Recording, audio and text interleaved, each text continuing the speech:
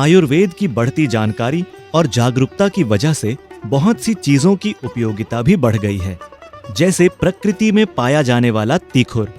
इसका मुख्य उपयोग आमतौर पर खाद्य पदार्थ के तौर पर ही किया जाता रहा है। तीखुर उपवासी जनों का आदर्श खाद्य पदार्थ हुआ करता है। वहीं तीखुर आयुर्वेद की दृष्टि से भी मूल्यवान है।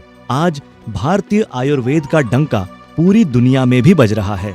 दक्षिण कोंडागांव वन मंडल ने तीखुर को भी उन आयुर्वेदिक औषधियों में शामिल किया है जिनका संवर्धन किया जाना है। हिंदी और स्थानीय बोली में तीखुर के नाम से पहचान रखने वाले तीखुर का वानस्पतिक नाम करक्यूमा एंगस्टिफोलिया है। अंग्रेजी में तीखुर को वेस्ट इंडियन अरारोट कहते हैं। इसका उपयोगी भाग इसकी जड़ या प्रकंद होता है। तीखुर एक तना रहित कंदीय जड़ वाली शाख है।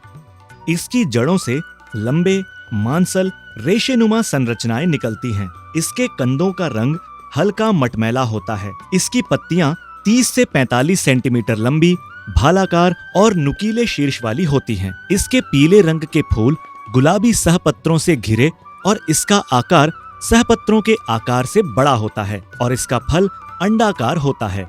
तीखुर हल्दी जाति का एक पादप है। इसे सफेद हल्दी के नाम से भी जाना जाता है। इसके कंदों से आने वाली कपूर सी गंध की मदद से वन क्षेत्रों में इसे आसानी से पहचाना जा सकता है। छत्तीसगढ़ में तीखुर साल और मिश्रित वनों में अच्छी तादाद में पाई जाती है। गर्मियों में लू से बचने के लिए तीखुर के पाउडर का उपयोग शरबत के रूप में किया जाता है। तीखुर का शीतलक प्रभाव रोगी को लू के प्रभाव से बचाता है। तीखुर के पाउडर में स्टार्च के साथ iron, sodium, calcium, vitamin A और विटामिन सी भी पाया जाता है। तीखुर की मांग भी उतनी ही है कि इसकी व्यावसायिक खेती की जानी चाहिए। तीखुर की खेती के लिए दक्षिण कोंडागांव वन मंडल ने कृषकों का रुझान इस ओर बढ़ाने और तीखुर की व्यावसायिक पैदावार प्राप्त करने के लिए किसानों को तीखुर की खेती विषय पर पूरी जानकारी दे रहे हैं और इसके लिए आवश्यक संसाधनों की यथासंभव व्यवस्था भी बनाकर दे रहे हैं। तीखुर की खेती के लिए ऐसे प्रक्षेत्र को अति उत्तम माना जाता है जिसमें रेतीली दोमट मिट्टी हो और जिसमें जल निकास की उचित व्यवस्था हो। यदि प्रक्षेत्र आंशिक छायादार और खुले स्थान में हो तो तीखुर की पैदावार और भी ज्यादा अच्छी होती है, क्योंकि ऐसे स्थानों में कंदील जड़ों का विकास सुगमता से होता है। आधुनिक विधि में तीखुर कंदों को छीलकर इसे पानी से धो लिया जाता है। धोने के बाद तेज चाकू से इसके छोटे छोटे टुकड़े काट लिए जाते हैं। तीखुर ग्राइंडिंग मशीन में पानी के साथ कटे टुकड़े डालकर उसकी लुगदी तैयार कर ली जाती है। तीखुर के कंदों के पिसाई की दर मशीन की क्षमता पर निर्भर करती है। सामान्य तौर पर एक मशीन प्रति घंटे लगभग 30 से 40 किलोग्राम कंदों की पिसाई कर देती है। पिसी हुई लुगदी को सफेद सूती कपड़े में बांधकर ठंडा पानी प्रवाहित साफ मटकों में दबाया जाता है। इस क्रिया से तीखुर के सफेद स्टार्च मटके में आ जाते हैं। उसके बाद इसे जमने के लिए छोड़ दिया जाता है।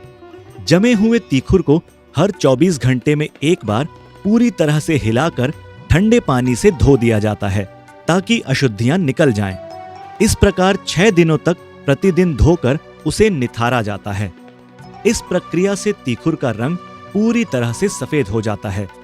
7वें दिन तीखुर को स्टील की ट्रे में रखकर आंशिक धूप में सुखा लिया जाता है, जिससे तीखुर के सूखे बड़े बड़े क्रिस्टल प्राप्त होते हैं। तीखुर के इन सूखे क्रिस्टलों को पैकिंग के बाद विक्रय के लिए तैयार कर लिया जाता है। सामान्य परिस्थिति में 10 किलोग्राम कंद से 1 किलोग्राम तीखुर प्राप्त होता है। तीखुर की खेती लगभग 30 से 40 क्विंटल कंद प्रति हेक्टेयर प्राप्त होती है, जिसका बाजार मूल्य 25 से 30 रुपए प्रति किलोग्राम होता है। इस प्रकार प्रति हेक्टेयर कृषक की खेती से लगभग 1.25 लाख के कंद बाजार में बेचकर लगभग 80,000 रुपए प्रति हेक्टेयर के मान से लाभ अर्जित कर सकता है।